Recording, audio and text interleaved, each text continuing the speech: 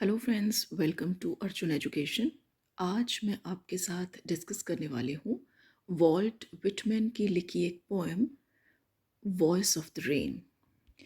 लेकिन पहले हम बात करते हैं वॉल्ट विटमैन के बारे में। वॉल्ट विटमैन एक अमेरिकन पोइट, एसेइस्ट और एक जर्नलिस्ट थे। He was born in 1819 and died in 1892 in America of course. वो एक ह्यूमनिस्ट भी थे और उनको अमेरिकन कैनन में फादर ऑफ फ्री वर्स भी कहा जाता था। अपने टाइम पे उन्होंने बड़े कंट्रोवर्शियल थीम्स को लेके भी पोएम्स लिखी हैं और उनकी इम्पॉर्टेंट पोएम्स हैं leaves of grass, song of myself, O captain my captain, और बहुत सारी पोएम्स हैं जो इंग्लिश में हर यूनिवर्सिटी में और हर कंट्री में हम स्कूल, कॉलेज, यूनिवर्सिटी हर जगह सिलेबस में पढ़ी जाती हैं, प्रिस्क्राइब्ड हैं। तो चलिए अब हम पोएम की एक्सप्लेनेशन करते हैं।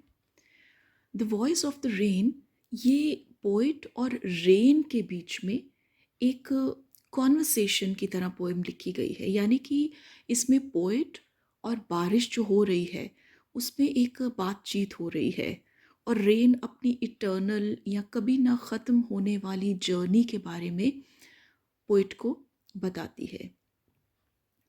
तो चलिए इसका पहले मैं टेक्स्ट पढ़ती हूँ, फिर साथ साथ इसकी एक्सप्लेनेशन करूँगी। And who art thou? Said I to the soft falling shower, which, strange to tell, gave me an answer, as here translated. I am the poem of earth, said the voice of the rain. Eternal I rise, impalpable out of the land and bottomless sea. तो बारिश हो रही है और जो poet है वो rain से सवाल कर रहा है। Who are thou means who are you. तो ये यहाँ पे एक एलिजाबेथन इंग्लिश का यूज़ किया गया है। ART, जो यहाँ पे आर्ट है उसका मतलब आर है, ARE वाला आर, और दाउ मीन्स यू। तो ये जिसको हम ओल्ड इंग्लिश या आर्केक इंग्लिश बोलते हैं, ये उस स्टाइल में लिखा गया है जिसका मतलब है हु आर यू, तुम कौन हो। जो पोइट है उसने ये रेन से पूछा, जो शॉवर गिर रहा था, जो बारिश हो रही थी, उससे पूछा कि तुम कौन हो। और टू हिज सरप्राइज, बड़ी अजीब बात है, रेन ने आंसर भी दिया, जिस आंसर को पोइट ने इस तरह से ट्रांसलेट करके हमें बताया है। रेन यहाँ पे कह रही है कि मैं धरती की पोएम हूँ। जो वॉइस आई रेन में से, उसने कहा मैं धरती की पोएम हूँ और मैं कंटिन्यूअसली लैंड से ऊपर उठती हूँ। लैंड से ऊपर कैसे उठती है कि धरती से जब हवाएं चलती हैं तो ओशन में गर्मी पैदा होती है और उस गर्मी से, ये वही एक प्रोसेस समझाया हुआ है जो आप सबको अपनी छोटी 8th 9th की बुक्स में समझाया जाता है, लैंड ब्रीज वाला या सी ब्रीज वाला। ये वही प्रोसेस समझाया है कि किस तरह से वाटर अवेपोरेट होके सी में से ऊपर उठता है और बाद में वही water vapours convert into small droplets जो आकाश में जाते हैं, फिर बारिश बन के वो नीचे गिरते हैं। तो यही प्रोसेस उसने समझाया हुआ है कि वही जो पानी है वो ऊपर उठता है, समुद्र से ऊपर उठता है वाटर वेपर्स की फॉर्म में। आगे बताया गया है upward to heaven whence vaguely formed altogether changed and yet the same I descend to live the draughts, atomies, dust layers of the globe, and all that in them without me were seeds only, latent, unborn. Upward to heaven. फिर वो कहता है कि वो जो water vapours हैं वो ऊपर को उठते हैं और हेवन की तरफ जाते हैं, जहाँ से वेगली, वेगली मतलब जो बहुत क्लियर नहीं होता उसे हम वेग कहते हैं, धुंधला सा, वेगली एक शेप लेते हैं।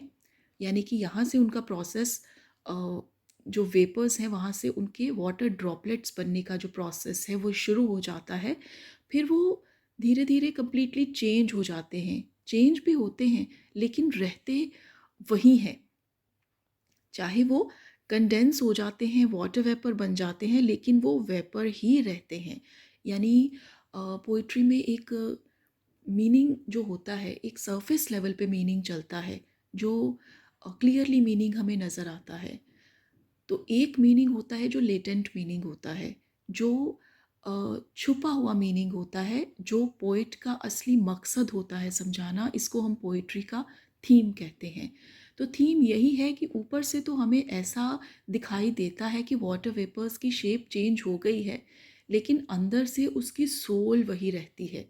रेन यहाँ पे कह रही है कि मैं जो जो भाप है, जो वेपर्स हैं, उससे ड्रॉपलेट्स में चेंज होने का एक प्रोसेस चल रहा है, चेंज हो भी जाता है, लेकिन वो कहता है कि अंदर से, रेन कह रही है कि अंदर से मेरी सोल वही रहती है। बिल्कुल चेंज भी हो जाती हूँ, लेकिन फिर भी मैं वही रहती हूँ जो मैं हूँ, और उसके बाद मैं नीचे गिरती हूँ। तो ये वाटर साइकिल है। उसके बाद मैं नीचे गिरती हूँ, और जहाँ पे धरती सूखी पड़ी है, स्मॉल डस्ट पार्टिकल्स हैं धरती पे, और धरती की जो डस्टी लेयर है उसको वॉश कर देती हूँ, धो देती हूँ। जब बारिश गिरती है नीचे, तो सारी जो ऊपर वाली लेयर है धरती की साफ़ हो जाती है। और उसके बाद अ, वो ज़मीन के अंदर जब पानी अंदर तक चला जाता है, तो जो बीज दबाए गए हैं मिट्टी में, जो किसान बीज लगाता है धरती में होते हैं, तो जब उन पे पानी पड़ता है बारिश का, तो उसके बाद उसमें जान आती है और वो प्लांट्स बन जाते हैं, सैपलिंग्स में चेंज हो जाते हैं। अदरवाइज़ वो बीज ही रहें, लेटेंट, छुपे हुए, अनबॉर्न, जो अभी पैदा नहीं हुए।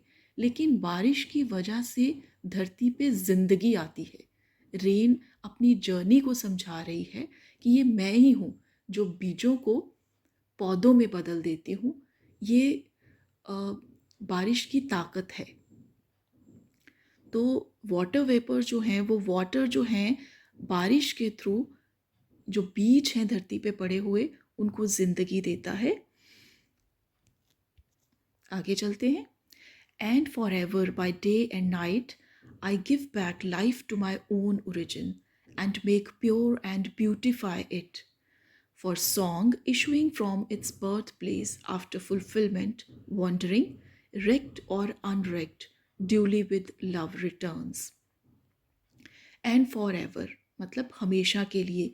इसी तरह रेन कहती है कि बाय डे एंड नाइट मैं लाइफ प्रोवाइड करती हूँ, लाइफ, केयर और खुशियाँ, और धरती को एनरिच करती हूँ।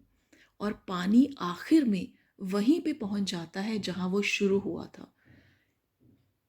पानी जब वाटर वेपर्स बन के ऊपर जाता है, फिर वो ड्रॉपलेट्स बन के नीचे आता है, और ज़िंदगियों को खुशहाल करता हुआ, सीड्स को लाइफ बनाता हुआ, बीजों को प्लांट्स बनाता हुआ, फिर से उसी समुद्र में गिर जाता है, जहाँ से फिर उसका वही वाटर साइकिल स्टार्ट होता है, जहाँ से वो फिर अपनी अवेपोरेट होके वेपर्स के रूप में फिर ऊपर उठता है और ड्रॉपलेट्स बनाता है, फिर रेन होती है।